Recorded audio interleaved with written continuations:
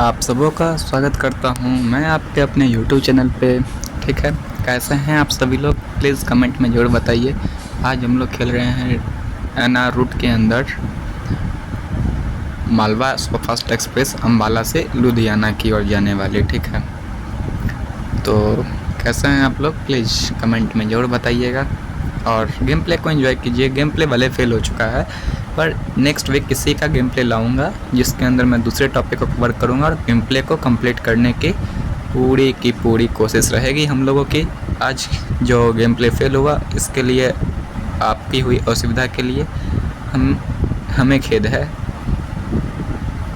बात बाकी please like share subscribe कर दीजिए और आगे की बात आप मेरी आवाज़ में सुन रहे होंगे कुछ ही देर के अंदर। पूरी की पूरी गेम प्ले को ये थोड़ी वॉइस ओवर करनी पड़ गई क्योंकि थोड़ा अलग अलग तरीके से मैनेज किया था, तो इसीलिए अब एंजॉय कीजिए मेरे वॉइस में पूरी गेम प्ले को। मिलते हैं अगली वीडियो में।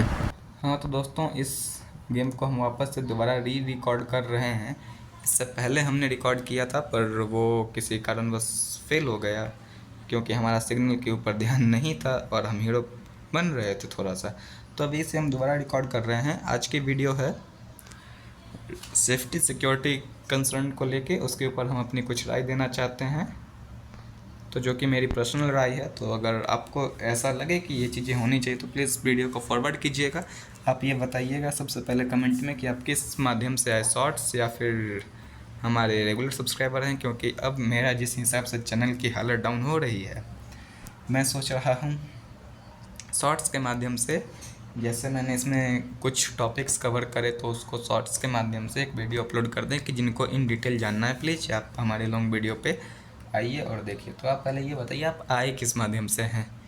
ऑलरेडी सब्सक्राइब्ड हैं, न्यू व्यूअर हैं, या फिर शॉर्ट्स के माध्यम से आए हैं? प्लीज़ आप हमें कमेंट करके बताइएगा। आपके लिए सबसे इम्पोर्टेंट बात, आज 11 जुलाई है। 27 जुलाई को गौ सम्मान अभियान के अंतर्गत कुछ हस्ताक्षर नाम और आईडी के साथ कुछ करोड़ हस्ताक्षर जो हैं वो आदरणीय राष्ट्रपति जी, आदरणीय प्रधानमंत्री जी, आदरणीय राज्यपाल और मुख्यमंत्री जी, इन सबों को भेजे जा रहे हैं one nation one animal act के अंतर्गत गौ हत्या को बंद करने के लिए। तो इस पे आप अपना भरपूर समर्थन और सहयोग दीजिएगा। आपसे उम्मीद है एक टैग, एक ट्वीट, एक मेल जो कर सकते हैं वो जरूर कीजिए। देखिए यहाँ से 2 रूट डिवाइड हो रही है। एक रूट जहाँ पे फ्लाईओवर आपको दिख रहा है वो रूट जाता है चंडीगढ़, और जिस रूट पे हम आगे बढ़ रहे हैं ये ज़्यादा है लुधियाना। तो अभी हम लोग अम्बाला कैंट से लुधियाना की ओर बढ़ रहे हैं। हैशटैग गौ माता राष्ट्र माता इन द कमेंट सेक्शन। जय जवान जय किसान जय हिंदुस्तान। आप सबों का स्वागत करता हूँ मैं आपके अपने यूट्यूब चैनल पे। और this video is running by हम सब की माता प्यारी प्यारी गौ माता के द्वारा। तो अगर ये वीडियो आप तक पहुँचे या आप इस वीडियो को देखने हैं तो कृपया प्लीज़ लास्ट तक जरूर देखना। पक्का कहता हूँ आपका समय पूरा, मतलब वैसा नहीं करूँगा कि आपका टाइम ख़राब हो जाए, पूरा एक अच्छा ही टाइम ख़राब होगा। चलिए, हमारे पास सेफ्टी एंड सिक्योरिटी आज का टॉपिक है जो इंडियन रेलवे के अंदर है। और ये जो चीज़ें मैं बता रहा हूँ ये मेरे अपने एक्सपीरियंस के ऊपर है, जितने बार मैंने ट्रैवल किया है और जो वीडियोस या फिर एयरपोर्ट के बारे में थोड़ा बहुत जो मैंने सीखा है, जाना है, उस सब को मिक्स करके है। तो शुरुआत के 5-10 मिनट हम इसी के ऊपर बात करेंगे। हालांकि ये वीडियो आपको 7-8 मिनट का दिख रहा होगा पर रिकॉर्डिंग पे 13 मिनट का है। एक्चुअली इसके पीछे रीज़न ये है कि एक मतलब मेरा कंटिन्यूस वीडियो रिकॉर्ड कर रहा था तो एक मेरा लेवल स्किप हो गया, सिग्नल फेल हो गया था, तो हम इसे दोबारा रिकॉर्ड कर रहे हैं सेम वीडियो के अंदर। मैं वहाँ से काट दूंगा जो मेरा लेवल ख़राब हो गया था, दोबारा रिकॉर्ड करने का टाइम बच जाता थोड़ा, इसलिए। चलिए शुरू करते हैं।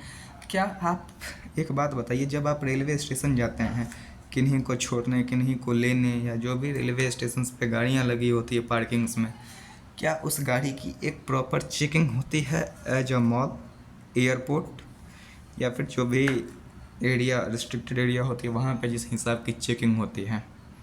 तो आई थिंक यार मोस्ट प्रोबेबली लोगों का आंसर यस भी हो सकता है, नो भी हो सकता है। जिनका आंसर यस है उनके लिए तो यार बधाइयाँ जी बधाइयाँ, आपको तो किसी चीज़ का वो ही नहीं है। और जिनके पास आंसर नो है उनके लिए यार देखो, सिंपली जब आप एक मॉल में जाते हैं देन आपके डिक्की को शायद ओपन किया जाता है या फिर पूछा जाता है समथिंग ऐसा जो मतलब गड़बड़ चीज़ें नहीं हैं, या फिर गेट पे जो होते हैं वो खुद चेक करते हैं कि गाड़ी में क्या सारा कुछ ओके है ना, कुछ गलत चीज़ें नहीं हैं, देन उसके बाद वो अलाउ करते। तो डेफिनेटली इस चीज़ को थोड़ा सा रेलवे को कॉपी करना चाहिए देख करके। अभी फ्रंट कैमरा कर लेता हूँ तो वरना फिर से लंका लग जाएगी हमारी। ठीक है, चलिए ये हो गया। उसके बाद रेलवे को एक नया सर्कुलर निकालना चाहिए, क्योंकि जैसे राज्यसभा लोकसभा से बिल पास होके बाय द प्रेसिडेंट के सिग्नेचर से वो एक्ट बनता है, तो रेलवे को एक प्रेस कॉन्फ्रेंस, एक सर्कुलर निकालना चाहिए सोशल मीडिया पे respective DRM, general manager, railway minister और जो भी सोशल मीडिया इन्फ्लुएंसर हैं उनके द्वारा उस मतलब सर्कुलर के तहत कुछ चीज़ें एकदम स्पष्ट होनी चाहिए, जिससे मान चलिए मेरे पास पेट्रोल गाड़ी है, तो यदि मुझे एक लंबे समय के लिए पार्क करके जाना है या फिर मतलब किसी कैटेगरी में क्लासिफाई किया जाता है, मान चलो मैं फॉर एग्ज़ाम्पल दिल्ली सिटी में रह रहा हूँ, मेरा घर है उत्तर प्रदेश, मतलब एग्जाम्पल के लिए मैं अब कहाँ मैं भाई चाहता हूँ कि रेलवे के पार्किंग में मैं अपना गाड़ी पार्क करके अपने घर जाऊँ, और जब मैं वापस आऊँ यूपी से दिल्ली तो फिर मैं दिल्ली के पार्किंग से अपना गाड़ी लेके जाऊँ। तो ऐसे लोगों के लिए एक सर्कुलर होना चाहिए। Same petrol diesel and EV एक होते हैं जो ऑफिस अप डाउन कर रहे हैं, तो मतलब इसी हिसाब से जितने भी कैटेगरी होंगे उस हिसाब से अलग अलग सर्कुलर और अलग अलग चीज़ों की मांग होनी चाहिए। एक चीज़ बहुत स्पष्ट रूप से लिखा जाना चाहिए, यदि कोई गाड़ी पार्किंग के अंदर आ रही है फॉर पार्किंग, तो ऐसे में सबसे पहले उस गाड़ी का एक ऐसा सा वो बना दो कि या तो मेटल डिटेक्टर या कुछ ऐसा, वैसे रेडियो एक्टिव मतलब ऐसा तो कोई चेक नहीं करता, उससे रेडिएशन का खतरा, एक मेटल डिटेक्टर से पूरा चेक कर लो। दूसरा एक मैनुअली, जो कि जिन्हें भी पार्किंग की टेंडर अलॉट होती हैं उन्हें या उनके स्टाफ प्रॉपर गाड़ी को इंस्पेक्ट करके वो उस गाड़ी नंबर को वेरीफाइड मार्क कर दें कि हाँ हमने इस गाड़ी को देख लिया है, इस गाड़ी में कुछ भी हानिकारक या फिर ऐसा सामान जिससे खतरा हो वैसा कुछ नहीं है, गलत सामान, मेरा कहने का मतलब। और उसके बाद यदि उस गाड़ी से कुछ भी संदिग्ध वस्तु पाई जाती है तो वो पूरी की पूरी जिम्मेदारी जो टेंडर लिए हैं ये उनकी होगी। राइट, अभी लगता है हमें थोड़ा सा स्लो करना चाहिए, क्योंकि यहीं पे हमने भाई कई बार धोखा खाया है, तो पहले ही स्पीड स्लो कर लेते हैं। तो उम्मीद है आपको हम अपने 2 पॉइंट को बहुत बेहतरीन तरीके से समझा पाए होंगे। चलिए अब नेक्स्ट पॉइंट की ओर चलते हैं। और हाँ, 2 व्हीलर्स के लिए, वैसे 2 व्हीलर्स में तो ऐसा कुछ होता नहीं है, साइकिल में और स्कूटी वगैरह में, तो उस सब के लिए ऐसा एक नियम होना चाहिए, या फिर पता नहीं, ये बस मेरा पर्सनल ओपिनियन है। क्योंकि देखो यार, जब ज़्यादा सेफ्टी चेक और सिक्योरिटी रहता है तो वो खड़ा भी नहीं करता, वो फ़ायदा ही करता है कहीं ना कहीं। आप एक बात बताइए, क्या आपका कभी ऐसा चेकिंग हुआ है, जैसे एयरपोर्ट पे पहले आपका वो होता है एक मेटल डिटेक्टर से आप गुजरते हैं, फिर आपका इमिग्रेशन होता है, फिर आपका सारा इलेक्ट्रॉनिक आइटम्स को चेक किया जाता है, तो इस तरीके से चेकिंग होता है? नहीं होता है।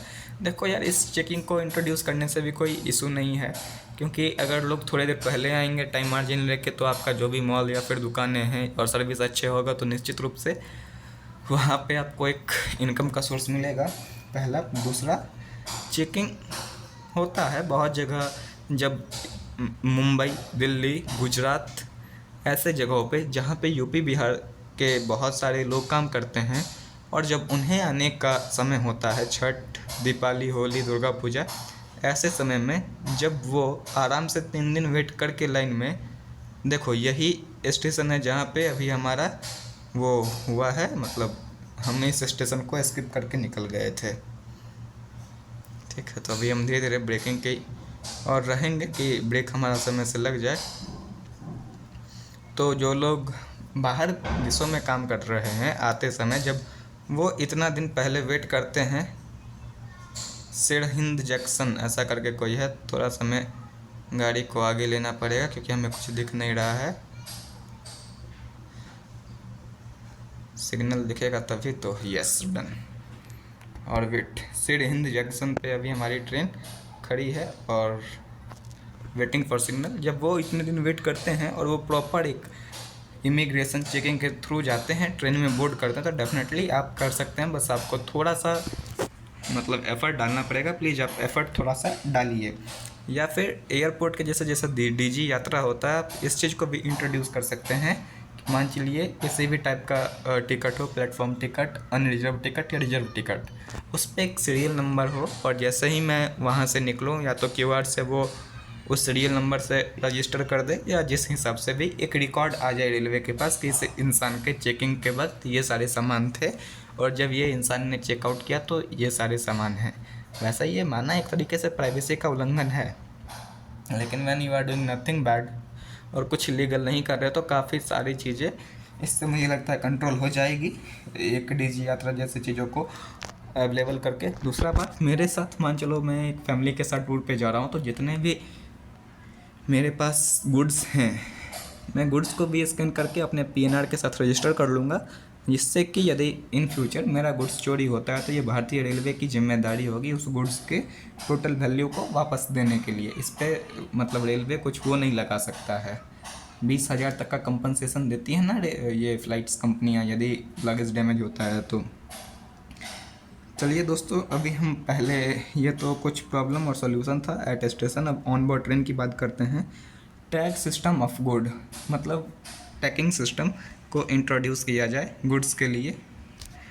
जैसे मान चलिए आप अगर इसी क्लास में देखें तो जब आप बोर्ड करते हैं तो आपको एक कोच अटेंडेंट मिलते हैं, मतलब कई बार 2-3 बॉगी को या कोच को एक कोच अटेंडेंट हैंडल कर रहे होते हैं। तो इस हिसाब से मतलब हर एक कोच में एक ऐसे स्टाफ हों जो हर एक पैसेंजर के पीएनआर के अकॉर्डिंग जितने भी पैसेंजर हैं उनके ऊपर एक टैग लगा दे, और प्रॉपर वो एंट्री करे इस चीज़ की कि उन्होंने कितने गुड्स और सर्विसेज लाए।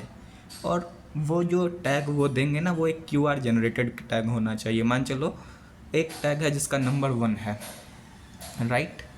तो कैसे रजिस्टर होता है, अगर आप कभी वहाँ गए हों, क्या कहते हैं, पीडब्ल्यू के विद्यापीठ या फिर माता वैष्णो देवी कटरा, तो वहाँ पे आपको एक RFID कार्ड मिलता है। वो RFID कार्ड कुछ इस तरीके से काम करता है कि वो कार्ड सिर्फ आपके नाम पे रजिस्टर्ड नहीं होता, उसे बार बार, मान चलो कार्ड नंबर 1 है, उसे एक बार आई रेटिना के साथ फर्स्ट इंसान के ऊपर स्कैन किया गया, दोबारा उसका डेटा डिलीट करके सेकंड इंसान के लिए यूज किया गया। तो ऐसा ही परमानेंट कार्ड या स्टिकर बना करके RFID चिप वहाँ पे इंसर्ट कर देनी चाहिए, और उस सिस्टम में मतलब थोड़ा हाई फाई सिक्योरिटी सिस्टम लगाना चाहिए ताकि सामानों की चोरी को कम किया जा सके। भाई रुकेगी कि नहीं ट्रेन नहीं पता, हमारी तो हालत ख़राब हो रही है और रुकने की थी उम्मीद ना के बराबर है। यार क्या करूं, ये फ़ोन बहुत लैग कर रहा है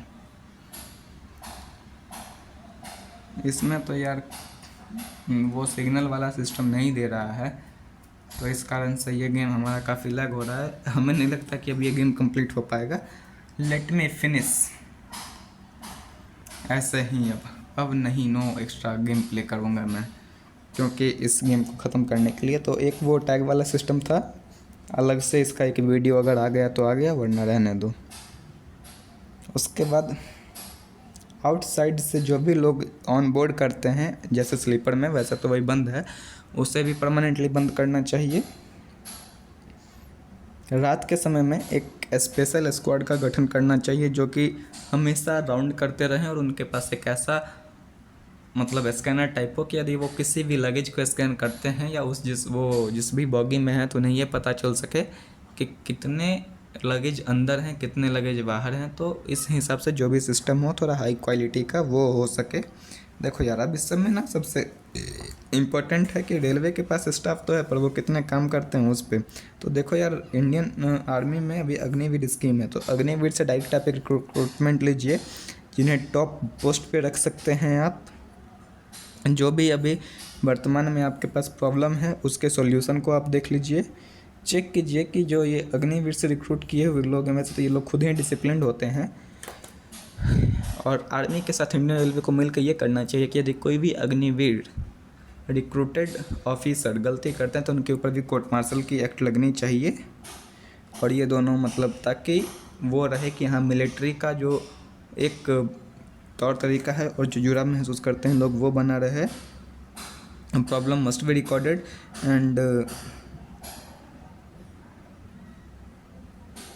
रिकॉर्डेड बाय ऐप ऑनलाइन और proper investigation should be within 5 days। अगर कोई भी कंप्लेन होता है तो उसकी रिकॉर्डिंग और पूरी इन्वेस्टिगेशन 5 दिन के अंदर कंप्लीट करके रेलवे को देनी होगी, रिस्पेक्टिव पैसेंजर जो भी लोग होते हैं। तो आज की वीडियो में इतना ही। अगर आपको वीडियो पसंद है तो प्लीज़ यार लाइक शेयर एंड सब्सक्राइब कीजिएगा। जय हिंद, जय भारत। ये मिशन फेल हो गया, देखते हैं इसे कैसे कवर करते हैं, लेकिन ये दोबारा आएगा ज़रूर।